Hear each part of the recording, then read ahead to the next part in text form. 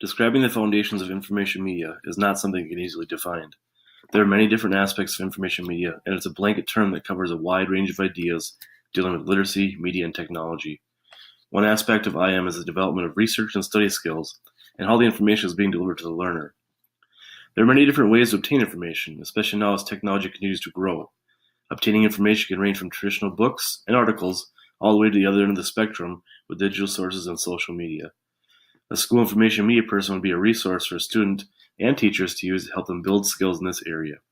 The term information media also covers the ability to understand and use the different sources of information effectively. How to access, organize, and use the sources is something the information media person would need to know and be able to teach others. An IM person in a school would assist students and teachers with research, literacy choices, how to use technology, and computer skills in general. There are other fields where information media is used besides schools. One field outside of the school setting would be the development of websites and ads for businesses. The way in which this is done is ever-changing and requires a constant professional development. The other aspect that needs to be recognized is the development and upkeep of technology that is needed to run a successful business. Technology becomes a central tool for business to succeed, however, it requires constant upkeep. The same information media person that's keeping the technology up to date would also be researching new ideas to keep the company on the cutting edge and up to date. It may include things like social media. Social media created a way for schools and businesses to keep their clientele informed of all the latest changes that are happening. Communication is another role that information media falls under, and has rapidly changed in the past decade or more. The development of mobile technology has created a whole different avenue to consider for information media specialists. People now have access to information on their phone 24 hours a day, and there are new apps and technologies developed on a daily basis. Staying up to date on all these is important, but more important is how to make them relevant to the setting you are in. Schools and businesses now have the chance to use apps like Remind to keep employees in the know and about time changes and schedules, or Twitter to pass on new innovations to employees and consumers. Google and Skype can be used for video conference calls and have made distance learning possible. It's the responsibility of information media specialists to have an understanding of how all of this above mentioned work and how they pertain to the field they work in. The information media field is ever evolving that will require continued professional development through a person's career and will never stay the same for any length of time. To me, this keeps things interesting because we never have to run out of things to teach, and it's almost like a bit of job security, being that things are always changing. Many of the current trends in the information media field are based upon or developed through mobile technology and social media. Instructional design is a model used to follow and implement our teaching. There are a lot of different models, many of which have similar characteristics. One of those models is the ADDIE model, which consists of 5 stages: analyze, design, develop, implement, and evaluate.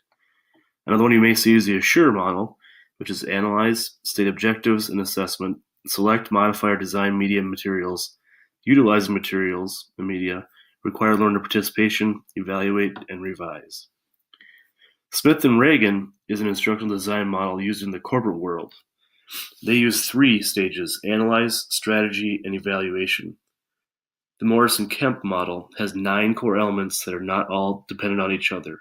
This makes it more flexible and could be used for continuing education workshops, where people can log in, complete the work, and get their continuing education credits. Now that we know about the different instructional design models, let's take a look at different positions in the media field. There are several that we'll talk about today, including technology integrationist, library media specialist, and instructional design.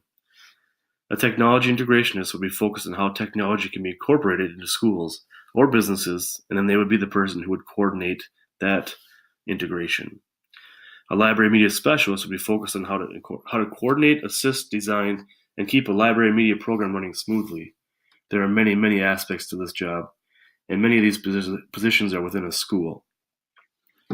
Instructional design and training, or instructional design, are people who know how to design the model for delivery to best fit the situation, but they don't create the content. They're usually found in business, government, and health fields.